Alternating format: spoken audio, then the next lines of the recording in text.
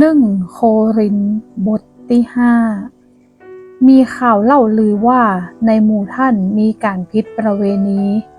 และการผิดประเวณีนั้นถึงแม้ในหมู่ต่างชาติก็บ่มีเลยคือเรื่องที่ว่าคนหนึ่งได้เอาเมียของป่อมาเป็นเมียของตัวเก่าและหมู่ท่านยังพยองแทนที่จะเป็นตุกข์เป็นฮ้อน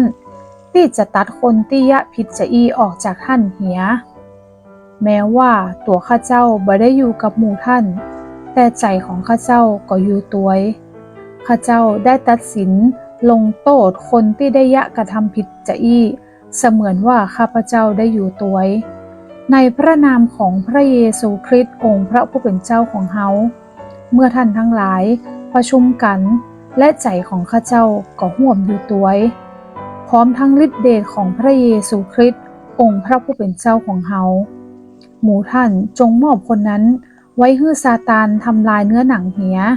เพื่อให้จิตวิญญาณของเขารอดในวันของพระเยซูคริสต์เจ้าการที่ท่านอวดอ้างนั้นบ่ดีเลยท่านบ่ฮู้กาว่าเจือขนมเพียงน้อยเดียวย่อมยะคือแป้งดิบฟูทั้งก้อนจะอันจงชำระเชื้อเกาเหียเพื่อท่านจะได้แป้งดิบก้อนใหม่เหมือนขนมปังไร้เชื้อย้อนว่าพระคริสต์ผู้ทรงเป็นปัสกาของเฮาได้ถูกปูจาเพื่อเฮาเหียแล้วเหตุจะอันฮือเฮาถือปัสกานั้นบ่ใช่ด้วยเจือเก่าหรือด้วยเจือของความชั่วช้าเลวทรามแต่ด้วยขนมปังไร้เจือคือความจริงใจและความจริงข้าเจ้าได้เขียนจดหมายถึงท่านว่าบ่ดีคบกับคนที่ล่วงประเวณีแต่ท่านยังจะคบคนเจ้าโลกนี้เป็นคนล่วงประเวณีคนโลภคนขี้โกง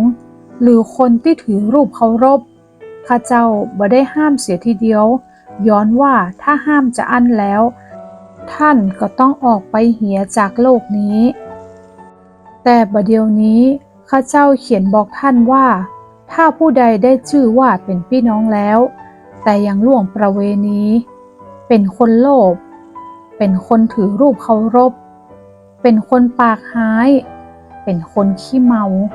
หรือเป็นคนช่อโกงก็บ่ดีคบกับคนจะอี้แม้แต่จะกินข้าวตัวก็อย่าเลยบ่ใช่หน้าที่ของข้าเจ้าที่จะไปตัดสินลงโทษคนภายนอกท่านจะต้องตัดสินลงโทษคนภายในบ่ใช่กะส่วนคนภายนอกนั้นพระเจ้าจะทรงตัดสินโทษเหตุจะอันจงกำจัดคนชั่วจ้านั้นออกจากหมู่ท่านเหียเตอะ